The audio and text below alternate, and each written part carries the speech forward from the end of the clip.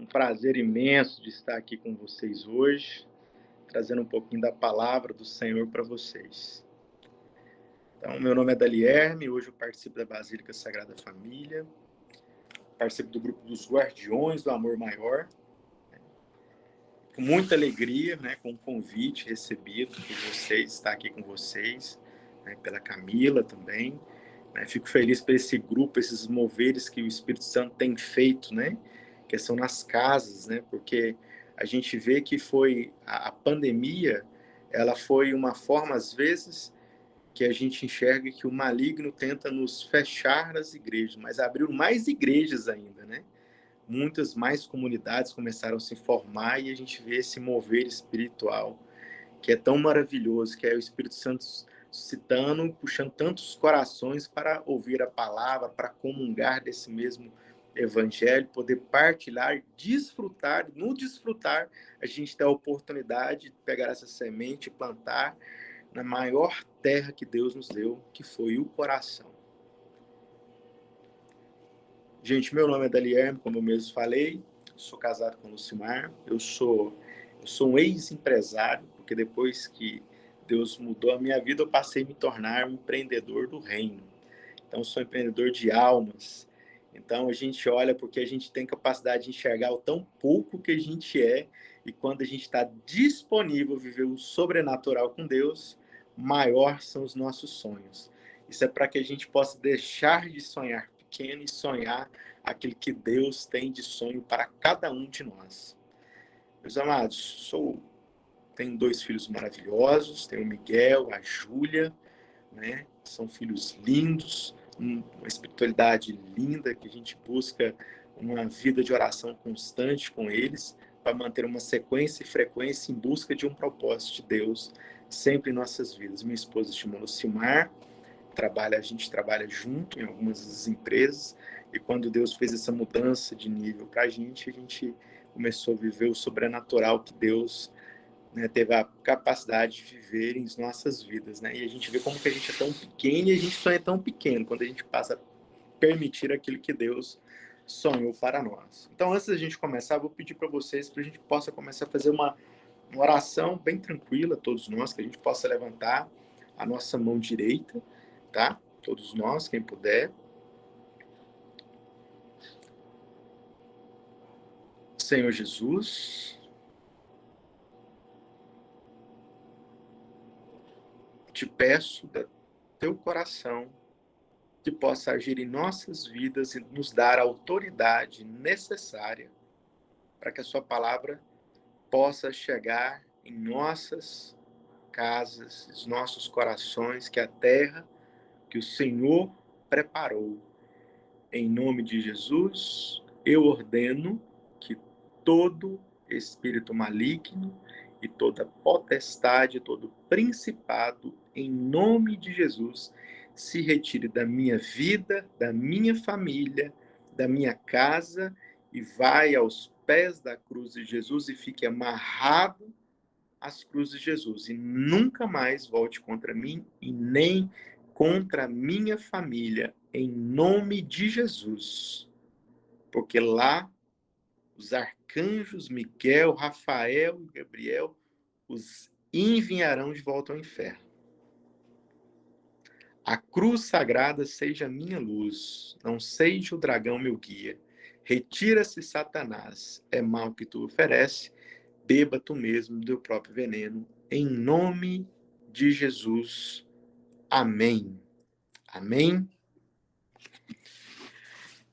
Meus amados, a gente tem que sempre tomar posse das orações, aquilo que Deus tem colocado para as nossas vidas, e é isso, porque a nossa guerra é uma guerra verdadeira, que nós não lutamos com homens de carne, mas sim que a própria palavra de Deus é clara, com principado e potestades e espíritos malignos. E são pessoas que da carne permitem ser usadas, Porque na palavra de Deus fala que mente vazia é uma oficina do diabo. Eu falo que é uma Disneylândia inteira. Então, por isso que temos que viver em oração constante, para que a gente possa nos vigiar nas nossas palavras, para que a gente possa sempre, que as pessoas possam nos olhar e olhar a face de Cristo. Porque se eu sou semelhança de Deus. Então, temos que pedir para que cada dia mais nossa face seja transfigurada para que as pessoas enxerguem Deus em mim, a minha família enxergue Deus em mim. E mesmo assim, muitos gigantes vão se levantar contra nós, muralhas se levantarão, porém, com Deus, a gente está disponível a viver um propósito muito maior. Então, eu sempre gosto de começar com uma oração para que a gente possa pedir toda a libertação e para que Deus possa guiar os nossos corações e atender os nossos pedidos e possa nos dar aceitação para fazer aquilo que é da vontade dele, não a nós.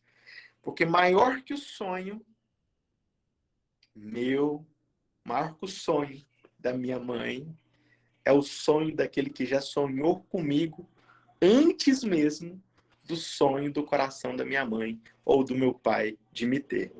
Isso é para todos nós, é o nosso sonho, a gente tem que entender isso. Antes que o meu pai pudesse ter sonhado comigo, eu já fazia parte do sonho do coração de Deus. Você já faz parte do sonho do coração de Deus, antes mesmo do seu nascimento, e muitas vezes nas nossas murmuras e fala, não, mas Deus não me ama, Deus não me quer, né? Eu sou um incidente da vida, e às vezes o inferno se posiciona para nos afastar daquilo que é propósito de Deus, e o ruído nos afasta, e a gente não entende que a tempestade, ela é necessária, os discípulos viveram a tempestade. A gente tem que entender que não existe bom marinheiro sem tempestade. Isso é uma verdade. O que a gente tem que entender nessa dimensão com o Espírito Santo, que sempre está à nossa frente, nos guiando, é entender que num barco, o barco foi feito para andar sobre a água. Ou seja, o que afunda o barco não é a quantidade de água que está fora do barco, mas é a quantidade de água que entra dentro do barco. Então, a tempestade, ela é sim necessária. E quando a tempestade vem para dentro dos nossos barcos, o que nós fazemos no momento da falta da presença de Deus? Nós queremos saber quem foi que permitiu que o barco ficasse aberto. Quem foi o culpado que permitiu que entrasse essa quantidade de água? Não, a gente tem que pedir no momento de tempestade para que Deus possa nos guiar espiritualmente, para que possamos saber exatamente como retirar essa água, porque Deus é Deus. Porque se o barco imergir, com Deus ele pode novamente. Então não existe tempestade que você possa viver que ele não pode te livrar, ou te preparar, ou te dar a intimidade para que você possa, quando enfrentar o gigante, você não se abale. Então, uma palavra que eu acho muito interessante, eu sempre falo com as pessoas, a gente conversa, eu gosto de pegar Davi. Davi é o improvável. Por que Davi é o provável? Porque quem que ele era? Ele era o caçula dos irmãos, quando foi ungido a ser, e quando foi ungido, gente, aí a vida de Davi virou de cabeça para baixo diante das perseguições, porque quando a semente da promessa ela é ativada,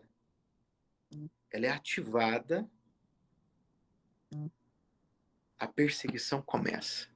Porque grandiosos são os frutos daquela semente. Grandiosos são os frutos daquela semente depois que plantada. Só que aí você fala assim, Daniel, mas quando a gente planta uma semente, e a gente não tem como colher daquela semente imediatamente. Eu planto, eu tenho que viver, está disponível a viver o processo. E quando eu estou disponível a viver o processo, eu vou alcançar as promessas de Deus. Isso é importante, disponível viver o processo. No processo, Deus capacita, no processo, Deus forma e nos gera intimidade com os gigantes que se colocam diante de nós. Davi, quando encontrou o gigante, num pensamento coletivo, individual, qual que é o pensamento de cada um agora? Davi, quando encontrou o gigante, vocês acreditam que Davi tinha medo do gigante quando encontrou Davi pequeno, raquítico? E ele olha aquele gigante, você enxerga aquele... Qual é o seu pensamento agora? Ah, não, eu acho que...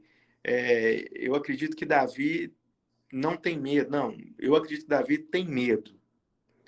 Então, assim, de uma forma individual, né? Quem puder, quem está ouvindo bem, eu vou fazer uma pergunta assim. Quem acredita que quando Davi viu aquele gigante botando Um exército com medo. Ficar com medo. Você acha que Davi, quando encontrou ele, tinha medo ou não? Levanta a mão quem acha que ele tinha medo.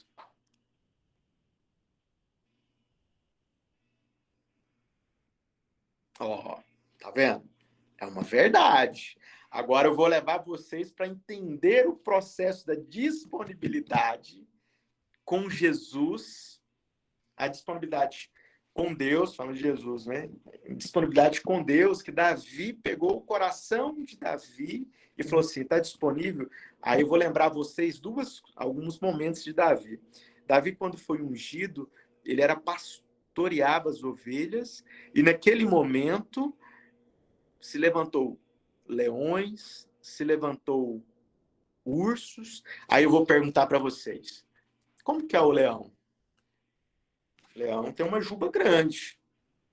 Então, levantava-se, eu tenho certeza que eram leões menores até chegar a leões de forma que maiores que ele já não tinha mais medo. E quando começou do urso menor a um urso maior. Agora eu pergunto, o urso é grande ou pequeno? É grande. O urso tem mais de 3 metros, um urso. E aí, ou seja, Davi já acostumou se lidar com um urso que fica de pé diante dele. Um gigante se levanta diante dele. Que jeito que é o leão? O leão é grande, mas tem uma juba grande, né? Aquele pelo que ele tem ali. Aí, se a gente parar para fazer uma análise da história, que é muito interessante isso, a gente passa para ver a história, a gente se depara com a seguinte situação. Naquele tempo, os grandes guerreiros e caçadores tinham o hábito de pegar as suas presas, que eram os grandes predadores, e usar como casaco. E eu sou capaz de falar para vocês, por infelicidade do gigante, ele deveria estar usando a pele de urso ou de leão. E aí você pensa, né? Aí, e se não tiver, se ele tiver usado o casaco do urso, com certeza naquela época o cabelo dele devia ser muito grande, quase um Black Power. Ele se encontrava naquele momento e quando Davi olhava aquele momento com o gigante, ele olhava e falava assim, esse aí que está afugentando um povo de Israel, fora de cogitação, isso aí tá fácil derrubar, isso eu já derrubei muitos. Ele gerou intimidade com o gigante que seria colocado diante dele. Gera-se intimidade. Para quê? Porque quando chega aquele momento da tribulação, ele não vai recuar. Ele vai diante de quê? Da promessa que Deus lançou sobre a palavra, sobre a vida dele.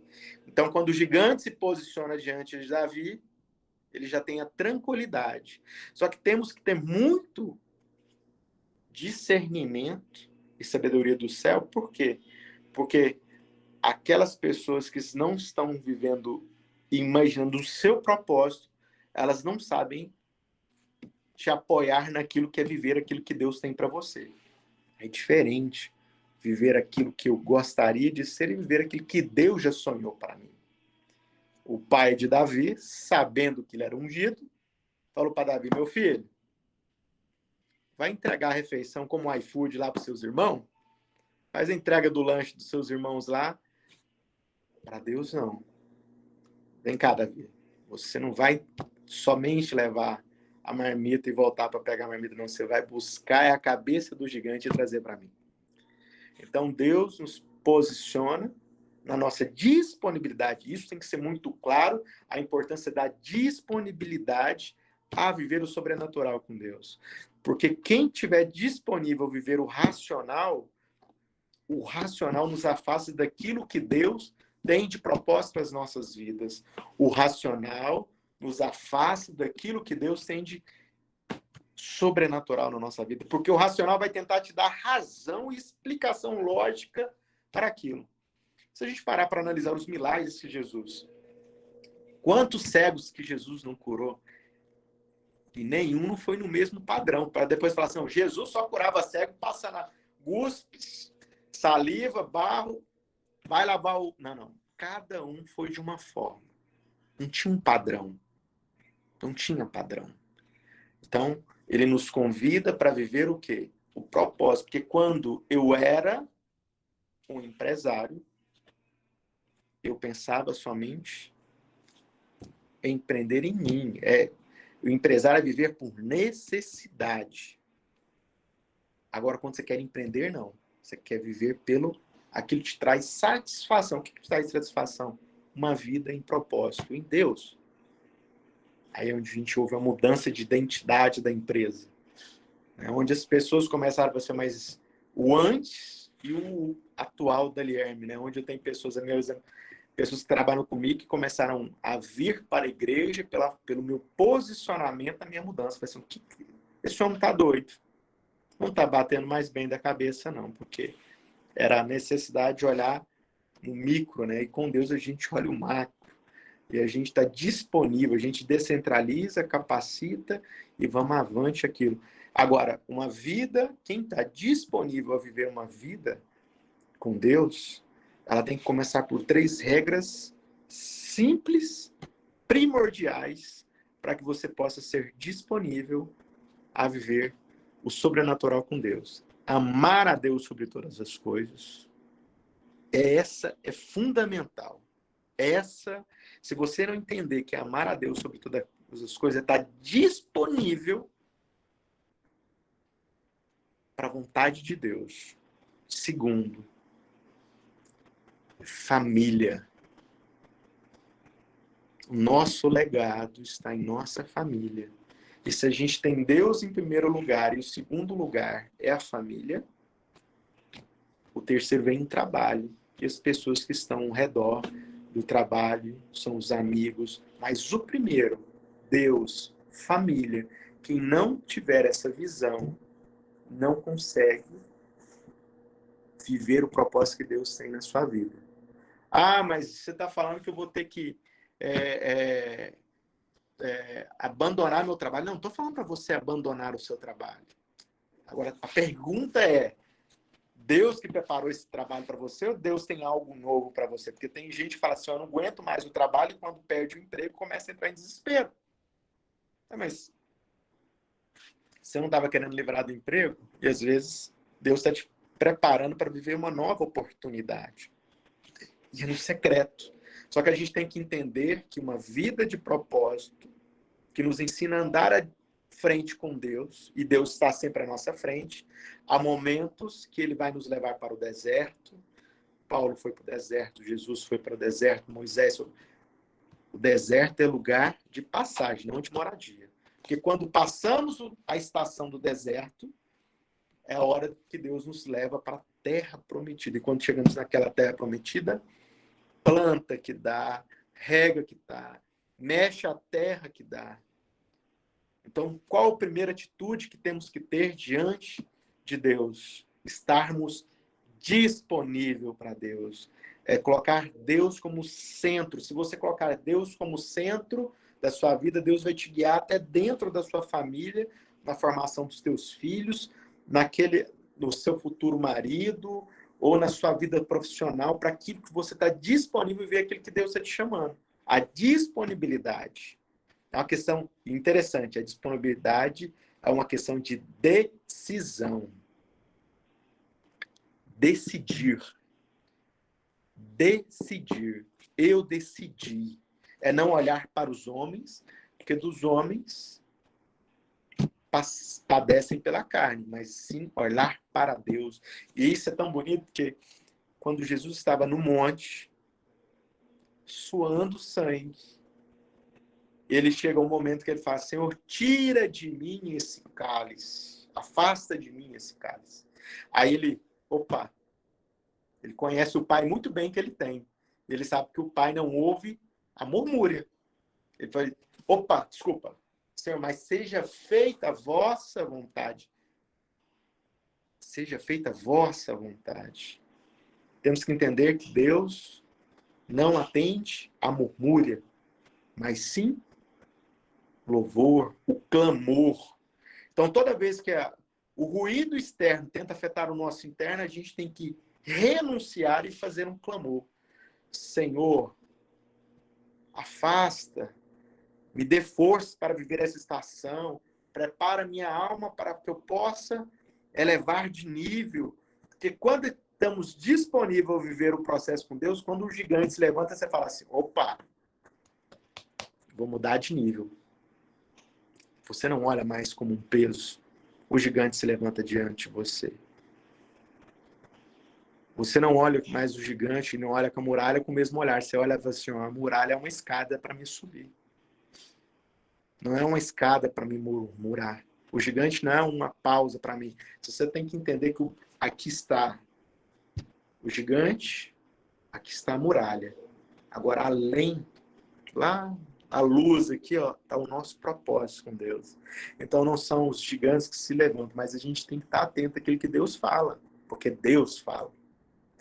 Porque a gente tem que entender que quando Deus está nos pedindo para que avance, mas também ele fala assim, recua. Ele pedia para Davi recuar.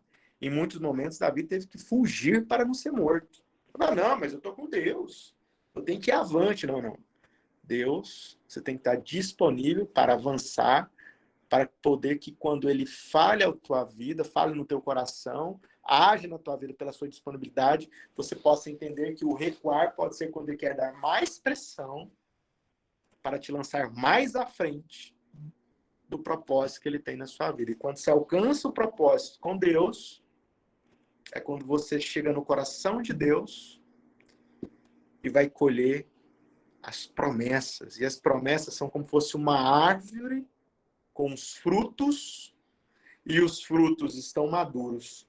Quando você chega nessa promessa, e quando você dá o testemunho, porque o testemunho, ele edifica. E quando você dá o testemunho, as pessoas, você pode ver que o testemunho ele é tão importante.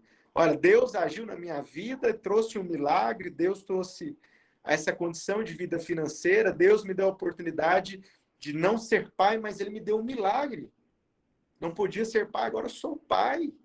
Eu não podia ser mãe, agora sou mãe. Deus do improvável.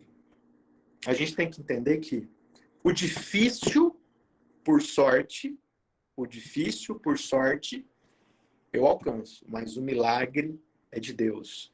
Então, quando alguns momentos que ele te recua, é para te lançar com mais pressão ao alvo da promessa que está para você alcançar. E aí, quando você traz para a Assembleia, você traz para uma comunidade como a de vocês, e vai dar o testemunho do fruto que Deus trouxe para vocês, outras pessoas que estão desanimadas no seu secreto, é como se fosse Deus confirmando para elas que no momento certo ela vai acessar a promessa, desde que estejam disponíveis disponível a viver o processo. Lembrando que o processo é uma semente que planta, que diante você está disponível a viver, andar pelas estações que Deus te guia, essa árvore vai começar a crescer, gera corpo, vem o fruto, e no testemunho é quando o fruto está pronto para colher. Aí a pessoa colhe do fruto, desfruta daquele fruto e pega a semente do seu testemunho e fala, essa semente eu quero na minha vida, e quero plantar no meu coração. Porque Deus quer fazer uma nova história na vida de cada um de nós. Amém? Meus irmãos, começamos dessa forma. Então, quem trouxe a palavra de Deus, a gente vai começar com a palavra aqui. E nosso tema aqui, gente, ele é sobre persistir no erro. Sair de uma comodidade e avançar, e não retroagir naquilo que não é promessa. Quem trouxe a palavra de Deus possa abri-la exatamente em João 21, versículo 9. João 21, versículo 9.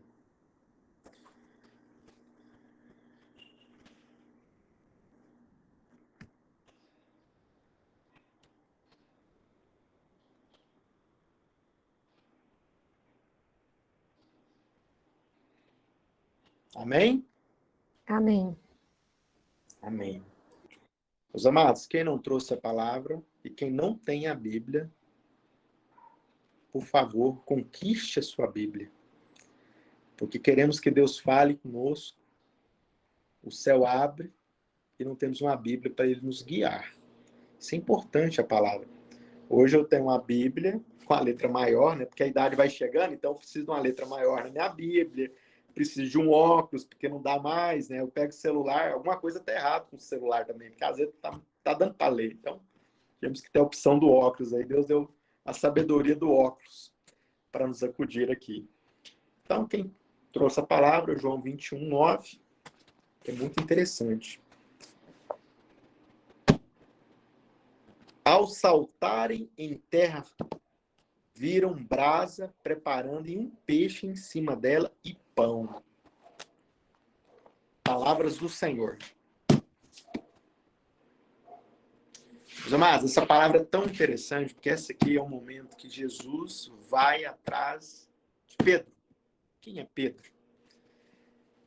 Pedro nada mais é do que era um pescador de homem, porque a opção de profissão da vida de Pedro era agir por necessidade, e ele era um homem da necessidade que agia por si só, e quando é por você, quando eu era, é porque quando eu era, ou numa primeira pessoa com eu sou, eu era um cara que vivia por necessidade. Então, Pedro era uma pessoa que vivia por necessidade. Qual necessidade? Que é natural, trabalhar e viver do fruto do trabalho. Só que Deus queria que Pedro parasse de pensar pequeno e faz o convite.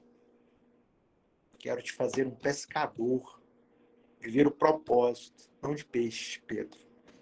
Jesus fala, quero que você, Pedro, seja um pescador de almas. Isso é muito forte. A primeira vez que Pedro se encontra com Jesus, a gente pega a primeira pescaria e Pedro viveu uma pescaria frustrada. Ele queria dar certo um empreendimento errado, que é a vontade dele, não a vontade de Deus. E aí, quando ele está ali, passou a noite inteira pescando, não caçou, não pegou nada, voltou e de repente vê aquele Jesus vindo entre a multidão e as pessoas seguindo. Aí eu fico imaginando Pedro naquele cenário olhando Jesus e de repente ele pergunta para: você pegou alguma coisa? Não, eu peguei nada. Então lança a rede à sua direita que você vai pegar. E aí eu fico imaginando a cena, muito engraçada, que ele fala assim: imagina você noite inteira trabalhando, exausto de uma pescaria, e chegar no final, e, né, já viveu família de pescador, e falar, não, eu vou ser o pescador empreendedor de sucesso. Eu quero ser melhor daquilo que a família esperou, que eu já vi outros prosperando. Vou ser acima da média. É natural a gente querer viver sucessos que não foram feitos para nós. É copiar uma ideia e replicar a ela e fugir daquilo que é propósito de Deus. E aí, o que acontece naquele momento? Aí ele fala, olha, eu não consegui nada, mas olha como que é interessante. Muitas vezes a gente faz isso, né? E aí, quando Pedro vira para Jesus e já lança sobre ele e fala assim, sobre a tua palavra, eu vou lançar, tipo assim, ó, gente, presta atenção. Eu pesquei a noite inteira, sou um pescador, de família de pescador, e esse homem tá mandando eu lançar a rede. Eu vou lançar, mas sobre a tua palavra. Tô vendo, gente? Porque se não pegar, não vão tirar sarro com a minha cara. Chega que eu já passei a noite inteira vivendo fracasso. Tô exausto. Então, um Red Bull para acordar, um energético, tô remendando rede furada. Então, o que acontece naquele momento? E aí, quando Pedro lança a rede, força para... E ele assustou com aquele tanto de peixe que ele... Na Bíblia não relata a quantidade de peixe, mas ele teve que fazer um esforço físico maior que o normal. O irmão dele ficou todo mundo fervoroso com aquele milagre. Peraí, passa uma noite inteira e nada. E quando se deparamos, esse homem chega aqui e fala, não, eu quero seguir esse homem. Pedro, eu quero te fazer pescador de homens, pescador de almas. E aí temos toda uma trajetória de Pedro com Jesus. Aí Pedro é um homem mais de gênio forte, estupim mais curto, age muito pela emoção, Pedro. Aí você fala, como você fala que Pedro age pela emoção, né? Porque em vários momentos Jesus enquadrou Pedro, né? Quando ele fala que ele vai ser preso, ele fala assim, não, eu vou sobre...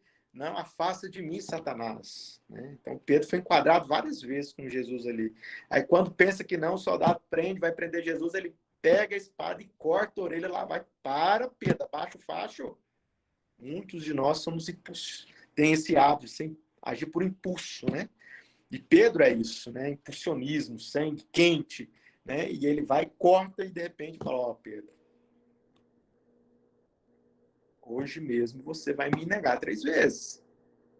Pedro, jamais, Jesus. Opa, eu estou com o Senhor, quanto tempo, formação, milagre, ressurreição, enfermidade, não, não, não. Eu não jamais te negarei.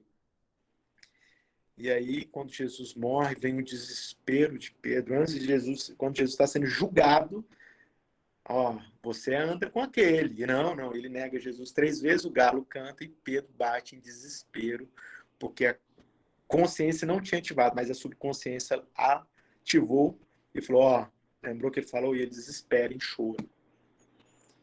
E ele foge daquele momento, né? E aí, o que acontece com Pedro? Vai ser, pô, eu tinha tudo com Jesus. Agora eu não sou digno de Jesus, né? Porque ele vai ser crucificado. Então perdeu o sentido da vida. Morreu. Perdeu o sentido. E agora? Eu não sou digno porque eu neguei tudo que eu fiz tudo errado. Cortei a orelha de soldado, fui exortado e ainda neguei Jesus. Quantos nós nos sentimos indignos de Jesus pelas nossas manias mesmo, dos nossos erros humanos, e a gente não é capaz de perceber que ele veio para os pecadores. Ele veio por mim, veio por você, e por cada um que está aí agora, e dos que vão ouvir esse áudio depois. Porque a gente tem que entender que se a gente não tem ainda o dom da palavra, mas que tem que estar disponível a viver o dom da palavra, a gente tem que ser o mensageiro do amor. E como a gente é mensageiro do amor? É quando eu entro no canalzinho lá e começo a compartilhar.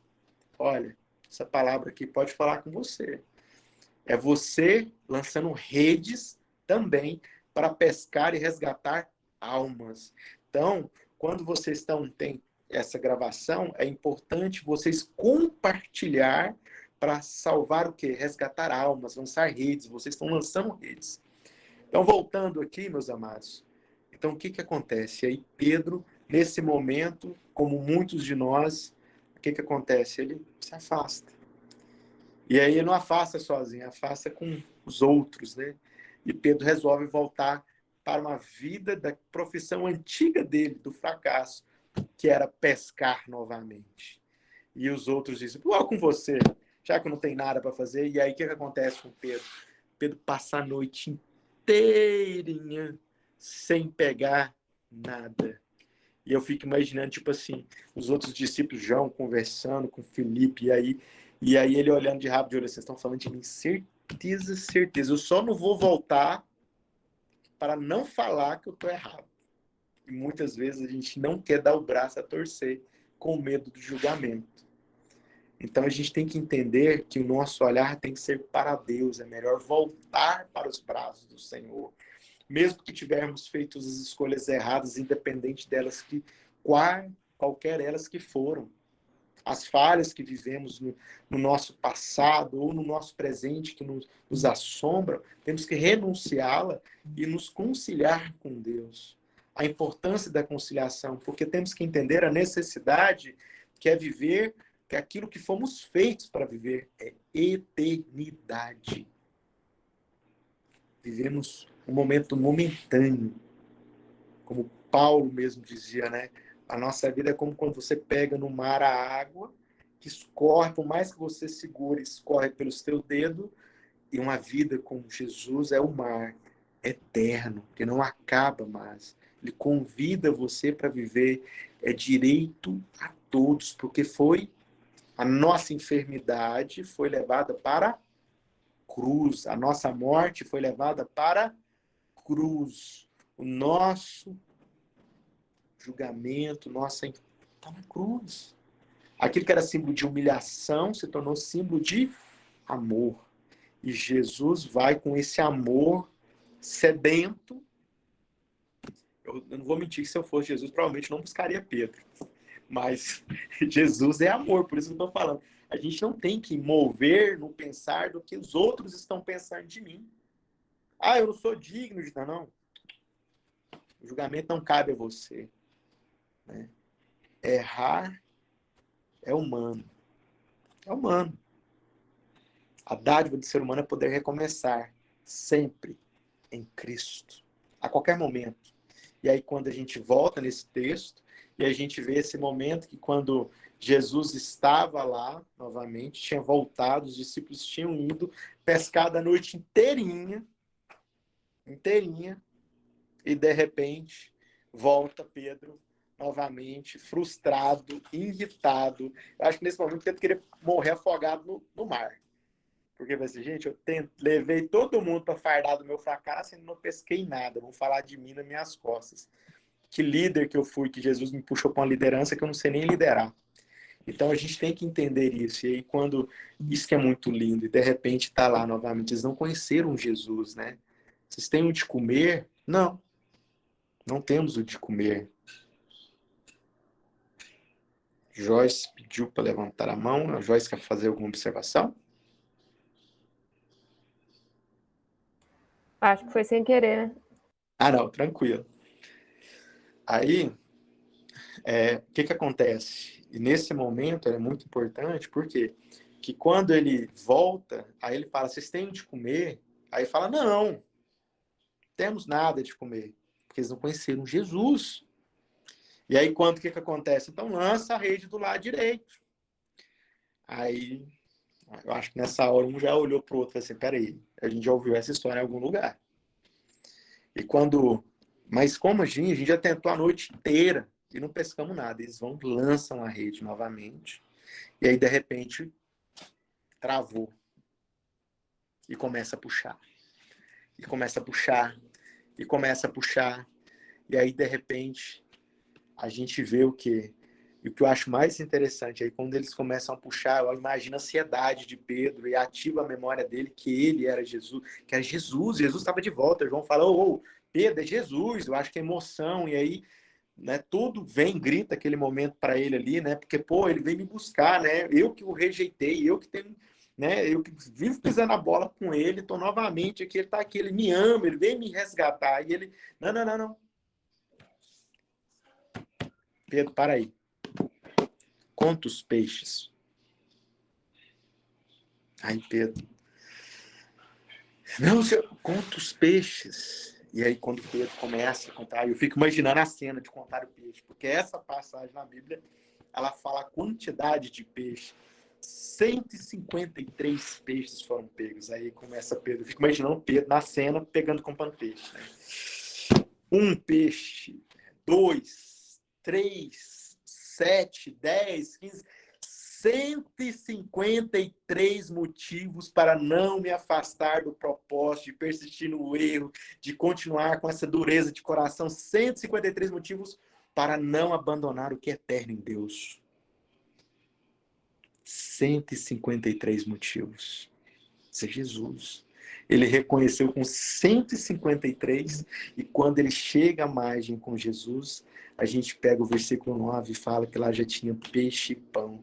Então tudo, meus amados, que você busca com Jesus, que você vai buscar fora, toda a plenitude, todo o conforto, você já tem isso com Jesus.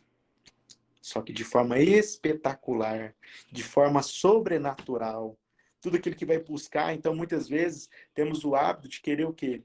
Buscar viver propósitos da vida dos outros, copiar sucessos de outros que não é o meu sucesso. Deus tem algo preparado para mim, preparado para você, preparado para a sua família. É uma questão de posicionamento, disponibilidade e ouvir a Deus.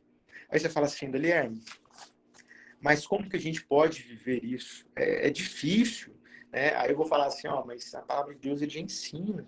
Ele fala assim, renuncia a si mesmo, pega a sua cruz e segue. Aí você fala, mas isso não é para qualquer um, não.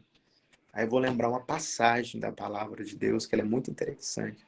Simão carregou a cruz minha e sua com Jesus. Um homem carregou a cruz. Por que que eu não consigo carregar a cruz e renunciar à minha vontade da carne, minha vontade material, minha necessidade? Porque tudo, a plenitude eu já tenho com Jesus. É só uma questão de disponibilidade de viver. Que a gente entender que é na cruz que está a nossa salvação, está a minha salvação. Meus amados, olha para vocês entenderem aqui. Quem Jesus, antes, quem que era o pai de Jesus? Jesus e Maria, era Maria e José. José. Qual que era a profissão de José? Carpinteiro. Carpinteiro. Ó, o povo tá afiado. Carpinteiro. O que o carpinteiro faz? Móveis. Trabalha com? Madeira. Olha que carpinteiro trabalha com? Madeira. Alguém já entrou em carpintaria? Serralheria? Você sente aquele cheiro de madeira? Serragem? Alguém já sentiu esse cheiro? Madeira molhada? Sim. Todo mundo já sentiu? Agora olha que lindo. Aonde Jesus foi crucificado? Na cruz. A cruz é feita de quê? Madeiro. Agora olha que mais lindo. Aí eu fico imaginando que na hora que Jesus carregava a cruz, ele pegava a cruz, e aí quando o cansaço batia o seu corpo, aí o suor que batia na madeira levantava aquele cheiro de madeira molhada. Ele... Cheiro de quê? De casa. Onde ele foi criado? Na carpintaria. Então ele tinha cheiro de? Madeira. A cruz tinha cheiro de madeira que lembrava a casa. Olha que lindo. A cruz nunca mais tem o mesmo olhar. É um amor. Ele pega aquilo que era símbolo de humilhação, ele faz como símbolo de amor, ele pega aquela cruz e quando o suor bate com a madeira, e quando eu fico imaginando a cena de Jesus, cheiro de casa. Não é gigante. É cheiro de salvação. É cheiro de misericórdia que vai derramar sobre esse povo, mesmo que eles me neguem, mas eu vou atrás deles um por um, e eu quero todos eles para viver a eternidade ao meu lado. Resgatar. Pescar almas. Eles não querem que a gente vive só momentâneo, é o hoje, 10, 20, 30, 50 anos, 100 anos, 110 anos, não. É 120, também não, é eterno. Eternidade. É de lá que a nossa semente veio e é de lá, é para lá que temos que voltar, a eternidade. E ela vem pela cruz. E a cruz lembra casa. Lembra casa. Isso tem que ser muito importante para a gente entender o direcionamento que Deus tem para cada um de nós. Posicionamento. Eu vou falar para cada um de vocês agora, nesse momento, que vocês possam fechar teus olhos agora. Coloca a mão no seu coração, tiver um espacinho aí no teu coração, assim. E que você, nesse momento, a gente possa fazer uma oração e falar para Deus que nesse momento a gente está disponível, Senhor. A gente quer, sim, que estamos disponíveis, reconhecemos os nossos erros, Senhor, e queremos voltar para a margem, Senhor, porque o Senhor está na margem esperando, Senhor. Porque a promessa está do seu lado. Eu quero estar disponível, Senhor, para viver o sobrenatural contigo, Senhor. Muito obrigado, Senhor, pela essa palavra, Senhor, que queima o meu coração, que muitas vezes eu me julgo não ser capaz e muito menos sou digno, Senhor, de estar aqui. Porque muitas vezes eu não me perdoei pela perca de uma pessoa que eu tanto amava, Senhor. Mas eu estou aqui disponível, Senhor, porque não é sobre mim, é sobre a salvação, a minha salvação, a sua disponibilidade pela misericórdia do amor comigo, Senhor. Senhor, nesse momento eu quero te apresentar cada filho seu aqui hoje, Senhor Jesus, que o Senhor possa abraçar cada filho teu, que possa derramar a tua misericórdia a cada um que está aqui hoje, Senhor. Se eles possam potencializar eles, Senhor, aonde é o secreto da vida de cada um, Senhor, pode entrar no secreto, Senhor, não tem local onde possa ser escondido diante dos olhos de Deus. Porque o inferno, sabendo o meu nome, sempre vai me chamar pelo meu pecado, mas o Senhor, sabendo o meu pecado, sempre me chama pelo meu nome e levanta a minha cabeça. que nada, Senhor, possa me jogar abaixo para que não seja tirada a promessa. Senhor, eu estou disponível e que cada um que nesse momento está aqui, Senhor, possa colocar a disponibilidade no coração. O Senhor sabe a necessidade de cada um, o Senhor sabe a importância de estar disponível para que o Senhor possa fazer na vida de cada um deles, Senhor. O milagre que precisa ser alcançado, Senhor Jesus. Lembrando que a sua fé pode ser curada, a sua fé pode mudar a história, Senhor, mas a disponibilidade tem que estar junto, Senhor. Ensina, Senhor, a cada um deles estar disponível a viver o sobrenatural, disponível, Senhor, a esperar, a viver o processo, como Davi viveu o processo, como José teve a capacidade de esperar a viver o processo para poder ser governador, Senhor. Que o Senhor nos chame a governar, Senhor.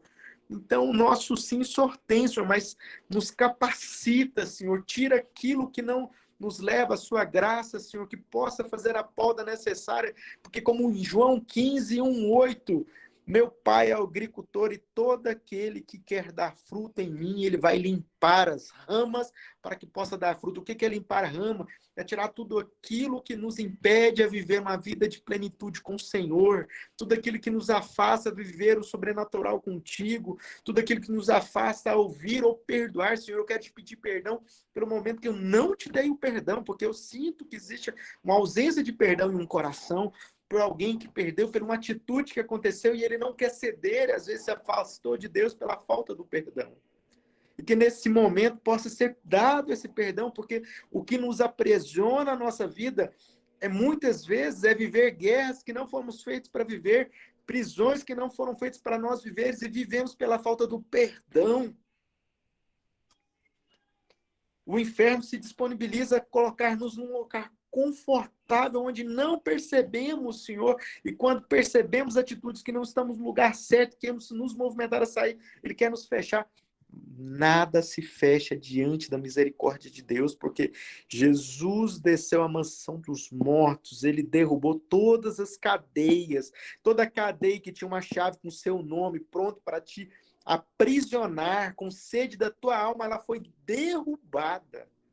Derrubada porque Jesus não deixou uma só chave, deixou uma só cela em pé para que seja aprisionada da tua vida por misericórdia e amor pleno, porque fala assim, esse vai vir comigo, estará junto comigo, ó meu Pai.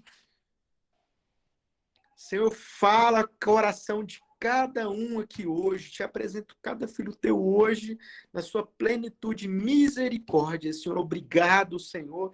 Eu te louvo pelos corações que o Senhor tocou nesse dia de hoje. Agradeço pela misericórdia que foi derramada na vida de cada um. Muito obrigado. Glória seja dado o teu nome sempre, Senhor. E ensina, Senhor, tirar a murmúria, Senhor, todo o clamor, Senhor, mas sim pelo louvor. Eu quero clamar o teu nome, Senhor, não murmurar mais. Não quero reclamar mais. Eu sei que o Senhor não ouve reclamação, Senhor.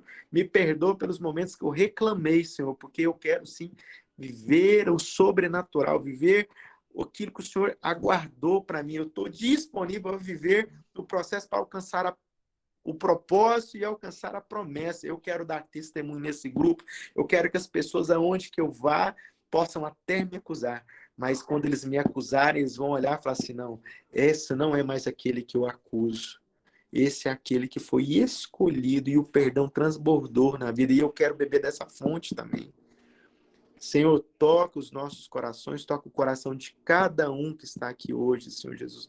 O Senhor sabe do individual de cada um, a necessidade de cada um, Senhor. Tu sabe a necessidade do agir, a disponibilidade, Senhor Jesus. Perdoa-me com a sua misericórdia. Obrigado, louvado seja teu santo nome, Senhor. O teu santo nome, Senhor. Muito obrigado, Senhor. Me ensina na porção diária, Senhor, que eu possa entender que na porção diária, Senhor, eu terei intimidade com o Senhor. Intimidade com o Senhor. Pai nosso, que estais no céu, santificado seja o vosso nome, seja feita a vossa assim na terra como no céu. O pão nosso de cada dia nos dai hoje. Perdoai as nossas ofensas, assim como nós perdoamos a quem nos tem ofendido. E não deixeis cair em tentação, mas livrai-nos do mal. Amém. Meus amados, falar uma coisa aqui para vocês. Quem que é o outro pilar da igreja? É Paulo. Quem que era Paulo antes de ser Paulo? Era Saulo. Saulo era o grande, alta patente, perseguidor da igreja. O hobby dele, o prazer é perseguir a igreja, até que Deus o chama, até que Jesus o chama. Paulo quer dizer o grande. Paulo é o pequeno. Você, para se tornar grande diante dos olhos de Deus, tem que se permitir se tornar pequeno para que ele possa te olhar como grande. Aí você se torna grande diante dos olhos dos outros. É fazer como Paulo e Silas na prisão, mesmo diante da cadeia. Quem tem tudo e não tem Deus não tem nada. E quem tem nada e tem Deus tem tudo. Até na cadeia, Paulo louva, agradece e vive o sobrenatural na cadeia. Então a gente tem que entender isso. Para Deus, a importância de nos tornarmos pequeno, para que nos olhos dele, pequenos, grandes homens se tornaremos. Amém?